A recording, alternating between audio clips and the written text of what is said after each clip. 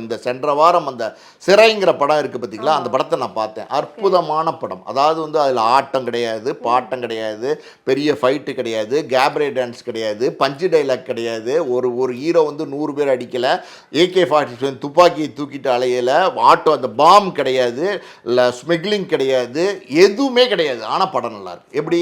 அதுதான் நீங்கள் கதை. நீங்கள் எப்போவுமே என்னென்னா கதை தான் நாயகன். ஒரு கதையின் நாயகன் தான் இந்த நடிகர்கள். நீங்கள் ரொம்ப முக்கியமாக என்னென்னா கதை தான் நாயகன், அந்த கதையில் நாயகன் தான் இந்த நடிகர்கள். அதை வந்து இன்றைக்கி யாருமே ஃபாலோ பண்ணுறதில்ல.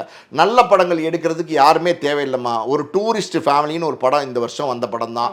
அந்த படத்தில் யார் நடிச்சிருந்தா? ஒரு சசிகுமார் நடிச்சிருந்தார். அவர் ஒரு தோல்வி முகத்தில் இருக்கிற ஒரு ஹீரோ. ஒரு சிம்ரன் நடிச்சிருந்தாங்க. அவங்க 30 வருஷத்துக்கு முன்னாடி ஃபீல்டை விட்டு போயிட்டாங்க. அதாவது கதாநாயகியாக நடித்தவங்க.